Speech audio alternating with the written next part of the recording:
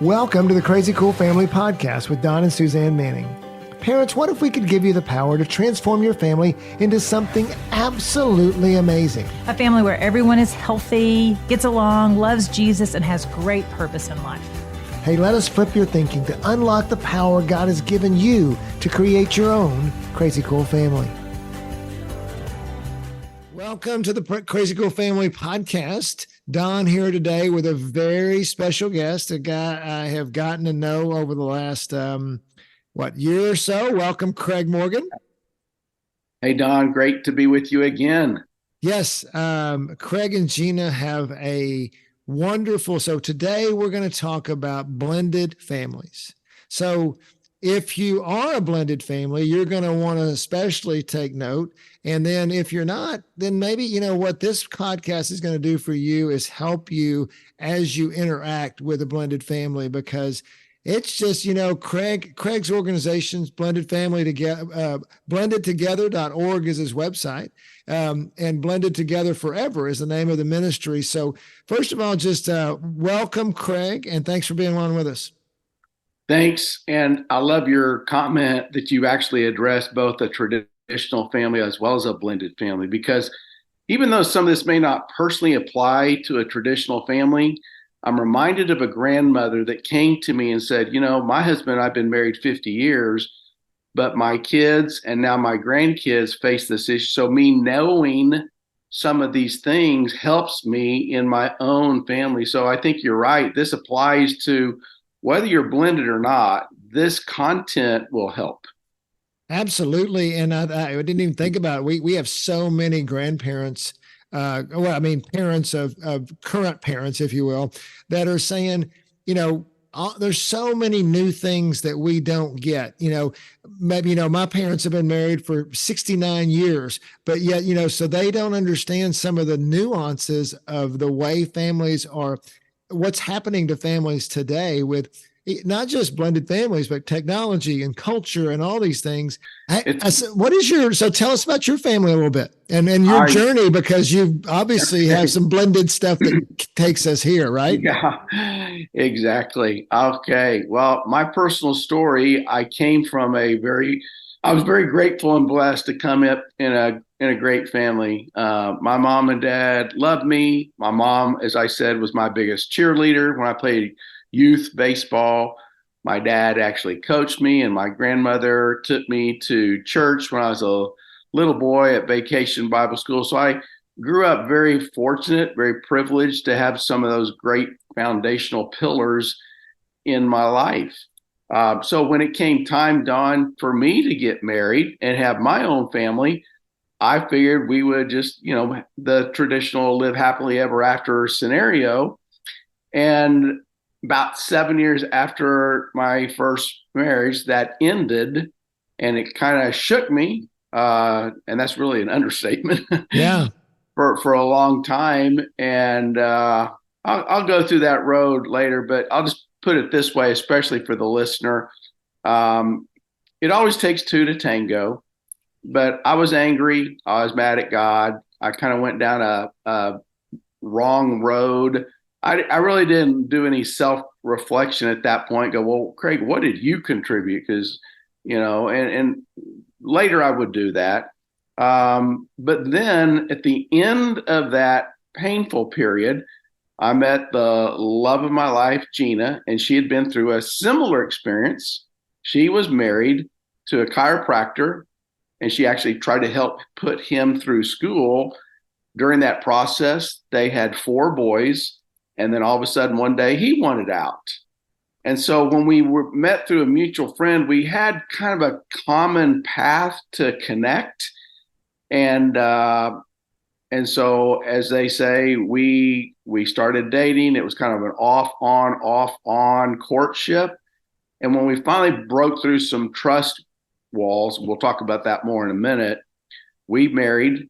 And now, almost 30 years later, not only have we, blended, but we have 7 kids total when we started this journey, his, mine, and ours. And today, a chunk of them are married, and we have 7 grandchildren, and our 8th grandchild is on the way. Wow. And so you said that she had four. So how Yep. many did you bring to the marriage? I brought in two, a boy and a girl, and then we have one between us. So literally his, mine, and ours. Right, right. And so and you guys have been married now for how long? We married in 96. So help me do the math here. So it'll Yep. be 28 years Yeah. just in a few weeks. So, and out of that, so you started the ministry of Blended Family Together. Yeah. How did that start? Well, God hounded us, to be honest with you. Years ago, we were going to church at the time. And that's why I'm so grateful you're doing this podcast for all your friends, because they're probably unaware, like I was many, many years ago. And so here's how that happened. Where we were going to church at the time, my pastor, Denny, approached me and said, Craig, Mother's Day's coming up, and I want to do a little bit of a different type service for church that Sunday. We're still going to honor moms and do all that stuff, but I'm reading up about 40% of the kids in the United States are actually raised in a blended family. And we were involved there at the church, and he said, I think I just want you and Gina to tell your testimonial on how you're trying to blend your family together and make it work. And I said, well, okay. So I thought that was going to be the end of it. But God kind of knocked on my heart later that afternoon about 4:30 about starting a ministry for blended families. And initially, Don, I said, no, not interested, don't want to do that. But he kept kind of planting that seed. We all know it's the Holy Spirit. Mm-hmm. So I finally did a little digging, finally did a little research, got on Google, looked at statistics, and I could not find evidence. And Don, this is not an embellishment. Anybody, anywhere, any church across America that was even trying to address my marriage and family situation, I thought, wait a second, I'm not some lone weird duck. There is tons of us everywhere. So I felt this burden in a healthy way. We got to do something. And so that's why the call. And that's when we give kudos to my wife. How did we come up with the name Blended Together Forever? And this will be great for all your viewers and listeners. However you got here, whether it was the death of a former spouse or divorce that you've gone through like me, or unwed mom that had a couple of kids that gets with a husband, like however you get here, stay there and blend it and make it last forever. And that's how the last word, where that really says, put a stake in the ground, figure out marriage, figure out family. Yeah, it may be difficult, but make this last forever. And that's how we came up with the name, Blended Together Forever. Yeah, I love it. I love it. And I love it that you're doing it. I talk to a lot of people like us that have heard a call from the Lord and, maybe resisted it in some way, or, never is in the timing we want it to be, or it's never funded the way we want it to be funded, or all those things. But just, I love it when people step out into a calling and see it. And I know, just talking to you, that God's using you to reach a lot of blended families that have some unique challenges. And so, what we talked about the first is just getting people aware of, a lot of times at Crazy Cool Family, we do a lot of stuff with just relationships. I even use like a Rubik's Cube analogy where I say, there's algorithms you use to solve the cube. There's certain pathways. And it's almost like that's what we have to learn. We have to learn the pathways. People don't purposefully mess up their family. They are, they're not trying to mess it up, but they need to learn certain, ways of doing things that help to, and to overcome certain common challenges that particularly blended families face. What would you say are the some of those unique challenges. If I'm sitting here in a traditional family, actually, I kind of have a blended family because my wife brought a 2-year-old to the marriage. So, I'm on the outskirts of qualifying as a blended family, and then, but for those that are, wherever they are, what would you say are some of the common challenges, unique challenges versus a traditional family? There's First of all, let me say this. I'm not trying to promote our book, but we created a workbook with a leader guide, scripture reference, and there's 16 chapters. Now, I'm not going to take the time to go through obviously 16, but I'll give you 3 that comes to mind as we're just prepared for the podcast. And if people want to go digger, they can obviously get that. The first would be realignment. The second would be loyalty conflicts. And the third would be dealing with an ex-spouse. And I'll take just a minute to kind of expound on all 3. And these were all kind of learned, just practical, walking it, living it, doing it. I remember when I felt like the Lord gave me this word picture. I was a single dad, had a little apartment in Addison. I was on the 2nd floor. And at that time, obviously my wife and I had separated. We were divorcing. So I was getting the kids Monday, Wednesday, and Friday, and the 1st, 3rd, and 5th weekends. And when they were little, they would spend the night with me on Mondays and Wednesdays. And then the next day I'd take them to school. And, they're little kids, 3, 4, 5-year-olds. And so when we're getting ready to go to school, many of your viewers have heard this, the game shotgun, which means I get to ride in the front seat with Right. Dad. You got to get in the back. And they would have this little fun competition who gets to ride in the front going to school with Dad. Well, that works great when you're a single dad and you got a couple of kids.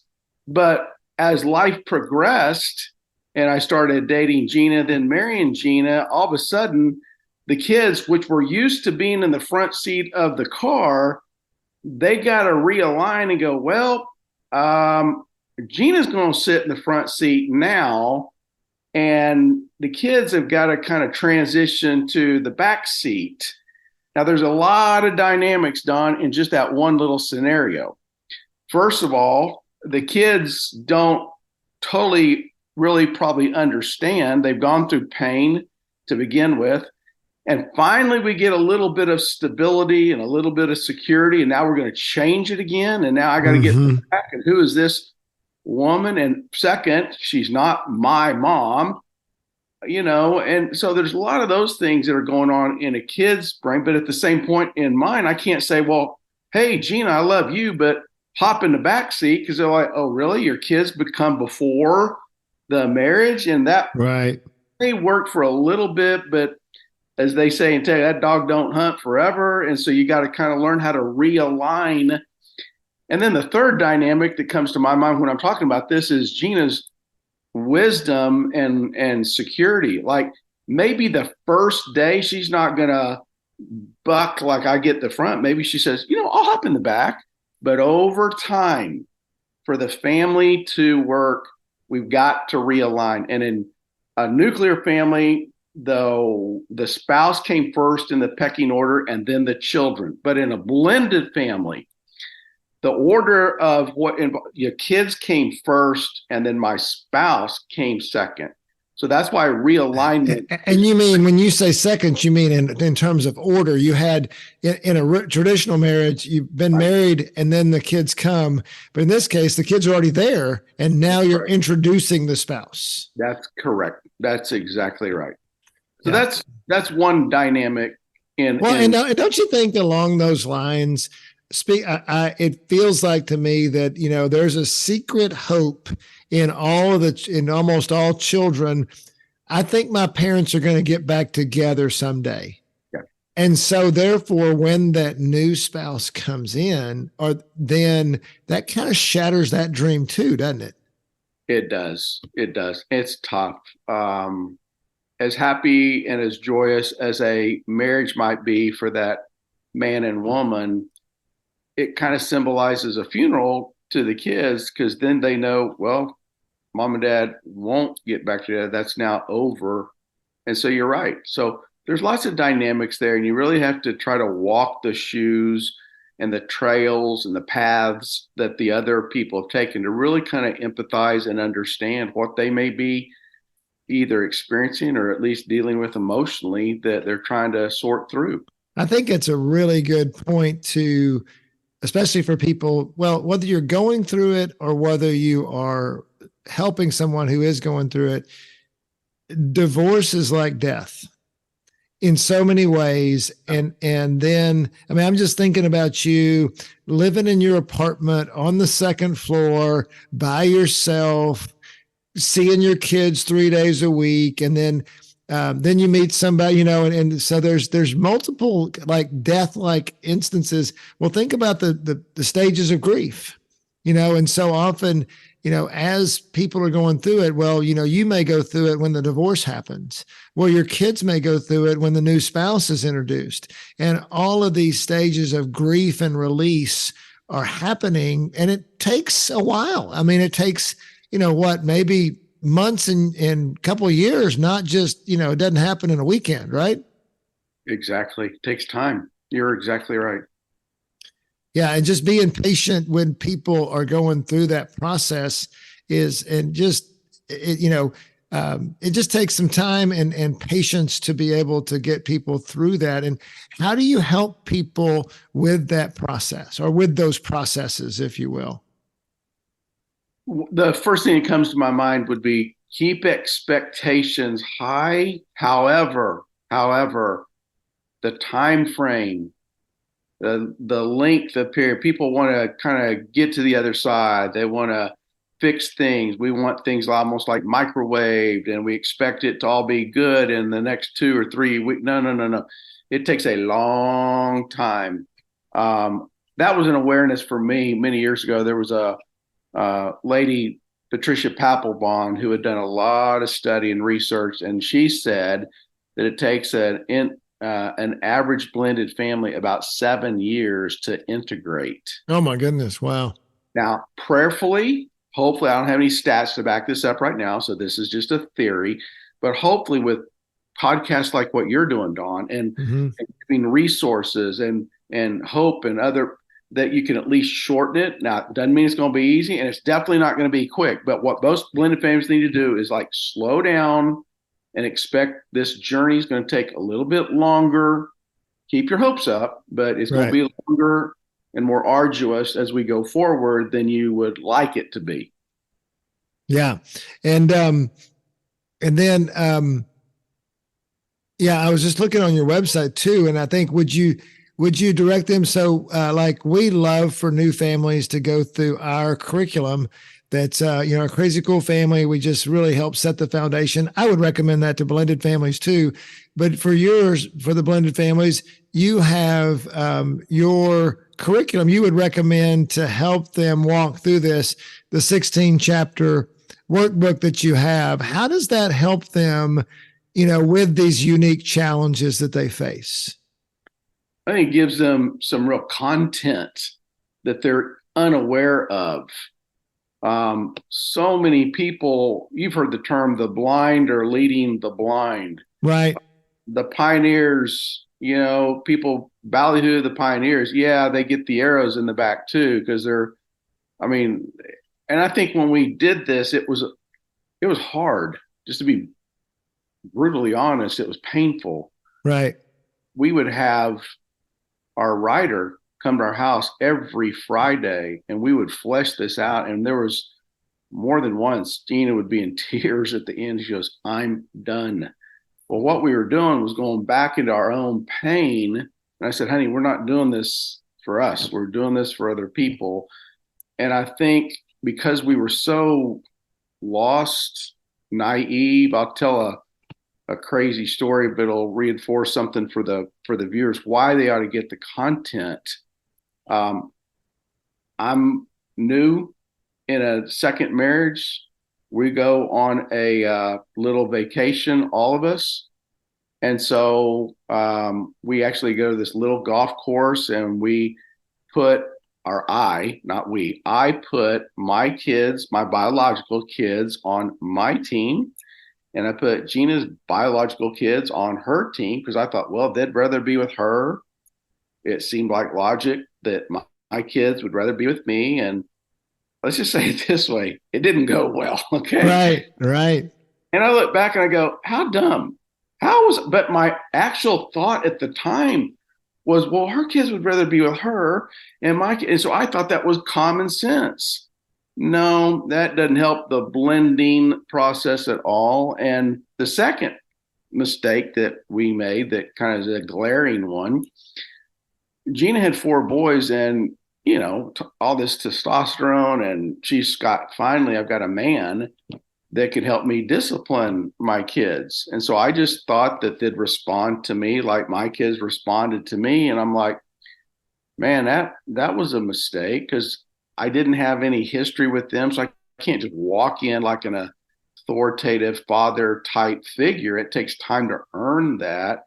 And that's one of the points we'll mark here a minute ago. But those are just a couple stories that, man, if we could go back, we would have learned from our own content 25 years ago. That's why I think the content can really help your viewers. And like I said, even grandmother who's not personally a blended family, but she's got kids or grandkids, so it lets her get some wisdom to. Well, let's visit about that a minute because Crazy Cool Family, we are all about the parent to child relationship that we want it to be. Again, we want parents to learn how to reach the deepest depths of the heart of their children so they can know them and parent them well and build trust and all the things some of the things you just mentioned.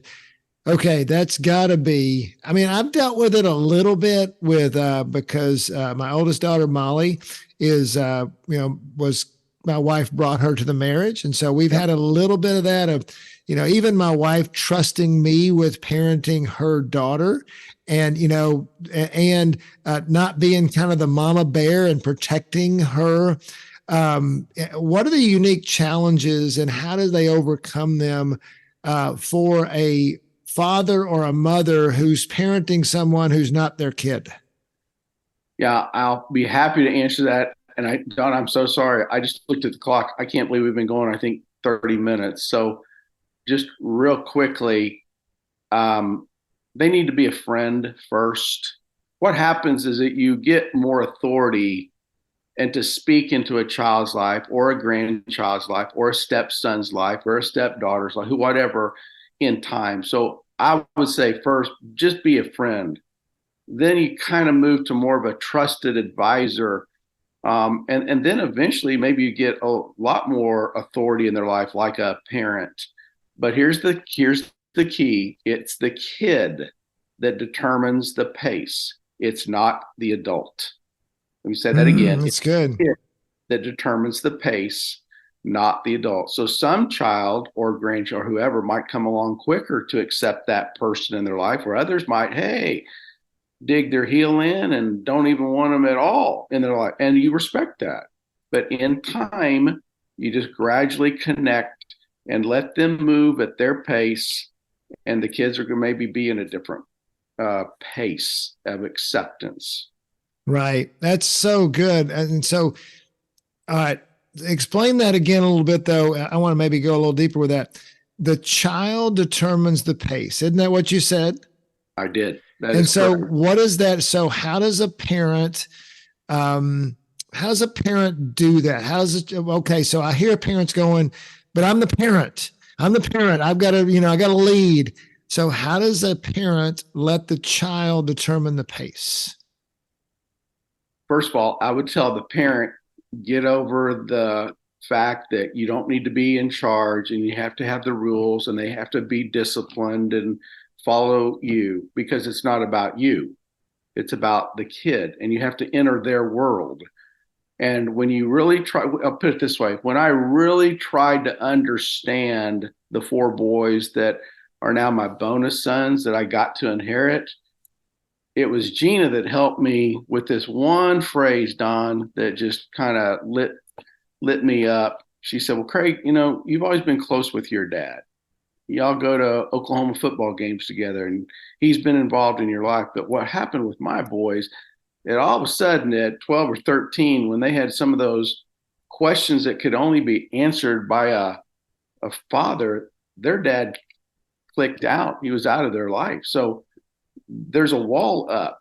There's a trust issue. And so if you really, when I really tried to feel that kid and their path, it helps us let them determine the pace. It doesn't mean you're giving up your position. It just means you see a bigger picture than Do you think that when you do that, like, I mean, only experience I have with it is when Molly was 2 and now she's, in her 30s. But, over time, I established that place in her life where I was her dad, and she listened to me, and we had she didn't always listen to me. We had our share of things as teenagers and all that, but I became her dad. Do you think that happens even with older kids? I mean, do you are you moving to a place where you become that trusted authority, or does it, how do you know what to do about that? Yep. It does happen, but also let me say it can happen. And even at other times, it may not happen.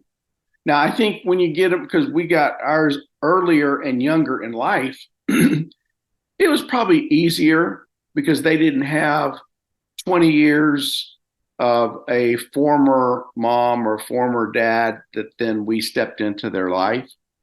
But I'm reminded right now of a friend of mine who has a blended family. And in his case, his wife actually was killed in a car accident, and he remarried pretty quick after that. Probably a little too fast, but in any event, his adult daughter, who was probably 25 at the time, said, "Well, Dad, you can get, a new wife, but I can't get a new mom." So she didn't ever, or let's say, didn't readily accept that. And it may just be at an arm's distance, and it's my friend. It's, especially if they're close in age, a stepmom that's like 3 years older than her. And I mean, there's just all these other dynamics. So it can happen. It does happen, but remember, it may not happen. And you got to be okay. And what I hear, and then I want to ask another question after this, I think is that you've triggered in me to ask, but so it feels like that really what you said, let the child determine the pace. Basically, one of the differences in a blended family is, you have to earn your trust of the child, right, and respond to that trust more so than if you're the biological father. And different ages and things may be different. Like you say, if it's younger, you may get it easier. We also see that happening with adopted children. That it's not, that's similar things sometimes because they were raised in a different culture. But here's my question so what happens then? Let's say that I'm a stepfather and the current father is still alive and in the picture, but they have dramatically different values than the family that you're raising right now. How do you manage that? I hear that a lot from parents of blended families. Oh my goodness, maybe they've come to faith since the divorce or something. They've turned their lives around, and now there's this spouse, this ex-spouse, and they're just on different pages. Right. How do you counsel blended families to handle those situations? The best way, if at all possible, is to learn how to co-parent. The marriage relationship ended, but not the parenting responsibility. So mom's still going to be mom, dad's still going to be dad. And if at all possible, is to try to co-parent well. They may have different values in the other home, but there's nothing you can do about somebody else's home. I can't make them pay their light bill and pay their rent. They got to do that. You really don't have control. Now, I'm not talking if there's safety issues or, or security issues or, sexual issues of misconduct. I'm not talking about any of that. I'm just talking about they got different values. We got different values. They let the kids eat whatever they want. And we got to eat healthy meals. They get to stay up till midnight. We make them go to bed at 9. Well, there's nothing you can do about that. So you have to kind of choose your battles. But if at all possible, you'd want to get with your ex and say, look, I know you love our daughter or our son, and I love our daughter or son.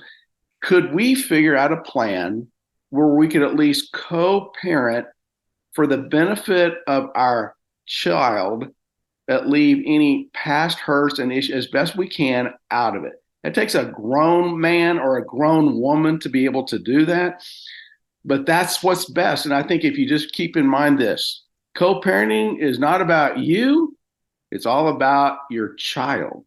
That's good. That's good. Well, man, I could ask you, I have about 27 more questions that I asked. I'm looking at the clock. And I'm we can't. But we have to do this again sometimes. But sure.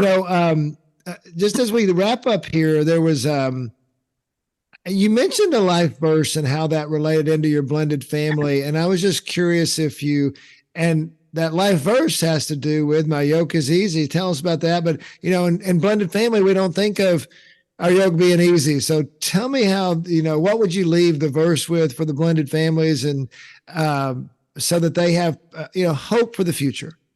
Yeah. I appreciate you asking that. It kind of snuck up on me. Years ago, a friend of mine said, Craig, what's your life verse? And I didn't really have one at that time. And then the direction the Lord led me, I came to Matthew 11:28, where Jesus is speaking, and he says, come to me, all who labor and are heavy laden, and I will give you rest. Take my yoke upon me, for my burden is easy and my yoke is light. And Don, I probably tried to carry my burden. I tried to carry my yoke. I tried to figure out the answers until literally coming to him and saying, okay, Lord, I'm letting this go. You said that you'll take it. And at that time of my life, 1992, my burden was heavy. My yoke was heavy. I was out of gas. I was running on fumes. And I just surrendered, and I just, let that happen. The interesting story, I don't know if I've ever shared this at least on a podcast, but I was doing a leadership symposium with a mentor friend who's now passed away. His name was Fred Smith. It was at a small Christian college in Dallas. And the moderator asked me my life verse question, and he was going through something similar that I'd gone through at that time in his own life. And I just felt it was one of these God moments. And I kind of had to expound upon that. And so what I would tell anybody, especially if it's blended, don't try to figure it out by yourself. Let Jesus handle it. Don't let Satan come to you with guilt and shame. He loves to play those cards in all of our lives. There is no shame. There is no guilt. There is no, quote, first-class marriage or first-class family. There's no, we are all covered by Christ and what he did for us. So whatever you've been carrying with you, leave it. Cast it away. Give it to him. He's got this. You don't need to get this. He's got this. And let him blend your family together and make your family be blended together forever. That's awesome. And so the website, blendedtogether.org, can they get the curriculum on the website? They sure can. They go right to the website. It's also on Amazon. We do events. We do, just like what we're doing right now, Don, podcast recordings, so they could sign up as a friend. So they'll not only get, this podcast, but any future ones. And I look forward to letting our database know more about crazy cool families. And now they're hearing from you again. So I just appreciate your friendship, partnership. I love doing this, and maybe we can even do an event one day together in, the year down the road or whatever. But thanks again for doing this for not only your friends at Crazy Cool Family, but for also hoping to help anybody that's blended or, like you said, not blended. They're just a tradition, but give some insight to help them and their Yeah, family. absolutely. And blendedtogether.org, we'll put that in the show notes as well. Um, as we close, I just feel like the Lord's put a word on my heart here that if you are going through this breakup, retooling of family, or if you know somebody that's going through it, two things. One of them, realize that this pain is real. I mean, it is, losing contact with your kids, for example, or going through a divorce, or, having to rebuild relationships. I mean, that pain is real and it's hard. And I love Matthew 11:28 that, literally, like, Paul talks about, I was shipwrecked. I was all those things. I was beaten with rods. That's the same kind of pain when family situations go. And so there's two things about it. One of them is that realize the pain's real. You're not a wimp. Let's figure out what to do and how to trust in the Lord. But also, Amen. Let's avoid those things. Families, if you're thinking about, wow, it'd be better off without my wife, or it would be, I can't figure out this relationship with this teenager. Okay, that's why we have resources for you. Let's go get into the fight, because the downside of losing this battle is really the pain that he's talking about with the separation, and then we have to blend it together. And so, wherever you are in the path, realize that your family relationships are worth it. Everyone can win. And so we want to help you. Craig has his ministry, blendedtogether.org. You know about Crazy Cool Family, crazycoolfamily.com. That's our goal, to help you win at family, to help you have healthy relationships, blended together forever. Love that term. Love the term of your relationship. So, Craig, thank you for being with us. Thank you, Don. It's a privilege. And love your ministry. And Craig's local to the Dallas-Fort Worth area. If you look on the website, there are some places they're speaking. You might go see them, especially if you have a blended family, want to meet them, get some resources. So, as always, parents, go be crazy with us. crazycoolfamily.com.